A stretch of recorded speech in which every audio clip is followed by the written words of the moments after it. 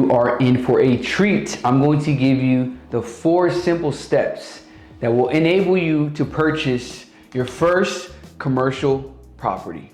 My name is Richard Rodriguez, founder of Commercial Agent Academy. I am a real estate agent, real estate investor, primarily in the commercial sector. And in today's video, I'm going to show you 4 simple things that I personally have done to start building my commercial real estate portfolio. And my encouragement is that you really dive deep into this and understand that it is as simple as I'm going to explain it to you. Just take the steps forward that I have laid out that are proven, and you're almost guaranteed to land some type of deal. The first step is marketing. I think people forget that real estate investing is essentially a business. No matter what, it's profit and losses. We're trying to make a profit off of this asset called real estate. In order to procure leads, you need to market yourself. You need to market yourself to potential owners of commercial real estate property so that you can start having dialogue to see if you could purchase that property for a price that makes sense where you have a good return on your investment. One thing that I like to show, I have some examples, cold calling. Right? I personally cold call like a dog. I am an animal. I purchased multiple properties just from cold calling, picking up the phone. I have a list of properties that I'm looking to buy, specifically commercial properties in specific areas. I know my numbers, so when I call, I know what I could pay for it. And I'm literally talking to a stranger. I go from a stranger to a potential buyer and all the way to the end of the transaction. So cold calling works. If you have any questions about cold calling, comment below, send me an email, go to my website, and I can give you the scripts that I use. But cold calling absolutely works. And it's the most terrifying. That's why people don't do it. And that's why people like myself that do it land deals, because there's not that many people cold calling. Another example is mailing. I do send mailers. This is an example of a mailer that I send. This particular mailer, I'm actually targeting land. I'm actually targeting commercial land to purchase for various different reasons. But mailers, they work because my target audience is older and they still open up their mailbox and look at the mail rather than emails, for example. Some of them don't even have emails. Another one is, inbound, having inbound traffic. Inbound traffic could consist of your website, Google business, my business page, where people are calling you to sell, click, online ads where on Google where you're soliciting potential owners and have demographics. So, you could go very intricate when it comes to inbound, but me personally, I really leverage these first 2 because I've purchased properties using both methods. And like they say, if it's not broken, don't fix it. But I'll add on, if it's not broken, make it better. Just continue to make it better. Marketing is number 1. Guys, you need leads. You're not gonna buy anything if you don't have anyone that wants to sell it to you. So that's number 1. And these are some tactics that I've used. But remember, you gotta start somewhere. Even post on your social media. Who knows, maybe there's somebody that follows you that has a property they wanna sell. You won't know until you ask. I always say, ask and you shall receive. The second thing that you want to really hone in on as you're pursuing this dream of purchasing your first commercial real estate property is financing. Financing is extremely important. A lot of people forget that, OPM is a very powerful thing. Leverage. So a couple of different ways to finance a commercial property. First, obviously, you could do cash. It could be a cash purchase. I purchase commercial property cash. It's a lot easier. It's a lot more enticing to sellers sometimes because they know it could be a faster process for them to sell the property. In some cases, they need a fire sale. So cash is king always, right? But if you don't have the cash, what do? You could get a private money loan. You could get a private money loan from a private lender. Some people call it a hard money loan. This could be your rich uncle that just is looking to make a percentage on their money. Anywhere from 8 to 12% is really where the rates are at right now for hard money. We're in 2024, okay? So just to give you an idea of the spectrum of hard money right now, private money lending. And these could be term loans where, it's due in a year, due in 3 years, amortized out, interest only. You could get very creative with private money. Very creative. That's why I love private money. But you're gonna need an exit plan, and we'll go over that because when that time comes up for that investor to be paid back on the money that they lent you, well, you better be ready to give them their money, or they could really start,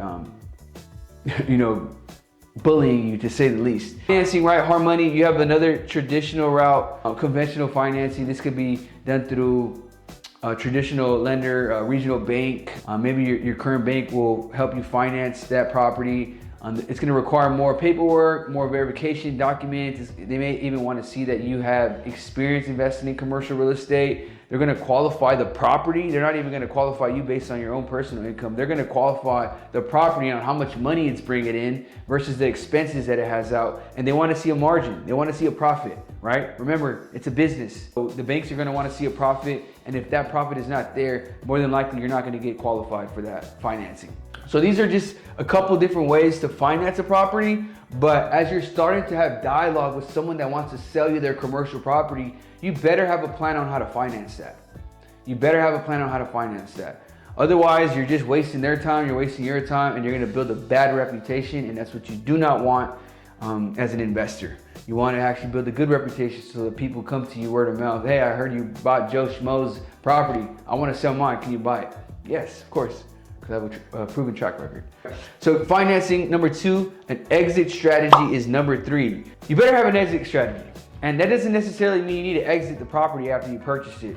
You just need to have a plan of what you're going to do after you purchased it. You may want to put a new tenant in there. It may be vacant when you purchased it, so you need to put a tenant in there to rent it out to start creating some cash flow, because you're going to have expenses. Even if it's paid off, you still have property taxes and insurance. So at the very least, you need to cover that to break even if you bought it cash. That being said, you have to have a plan after you purchase the property. So like I said, you could lease it out. You could lease it out to market rents. In some cases, it may have a tenant already where it's on a month-to-month lease, and you can renegotiate that lease for that tenant to stay there, bump up their rents, maybe not to full market value so that they're enticed to stay there, but you're creating more cash flow from day one. That's one option on what you can do during your, after you purchase the property.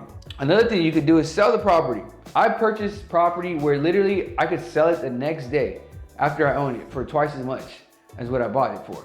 Right? It sounds crazy, but yes, that's the type of opportunities that you can create in commercial real estate investing. So, but for me, selling doesn't make sense most of the time because of the capital gain tax that I'm gonna have to pay. Like it's ridiculous. Like, why would I give up all that profit, that amount of profit, and just give it away?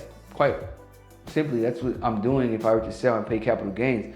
So what I'd rather do is the third option, which is refinance the property after I stabilize it. And when I say stabilize it, is get it up to the highest rents possible, whether it's with the current tenant or a new tenant, and have a bank give me a loan against that property on its new value based on the new income that it's bringing in. Because commercial real estate property is based on the profit that it's making. The value is based on the profit that it's making yearly. And a bank will give you a value using that approach on it's essentially the income approach valuation. And it's your NOI, net operating income. So let's say this is for example, $100,000 a year. And then you just divide it by the going cap rate. You divide that by the going cap rate, and that's gonna give you a value. And that value is your new value of the property. And the bank will give you up to 70% LTV. Perfect example. Let's say I have a property that I bought for $600K. Let's say I bought a property for $600K. After I put new tenants and increase the rent, it's worth $1 million. It's worth $1 million. I could technically get $700,000 out of this property if it's paid off. I could get $700,000 loan on this property. Tax-free, guys. Tax-free, tax-free. And this is why refinancing to me is the best exit strategy. It's essentially the Burr model with commercial real estate, but it's more powerful because you can really drive the value up as you drive the income up of the property.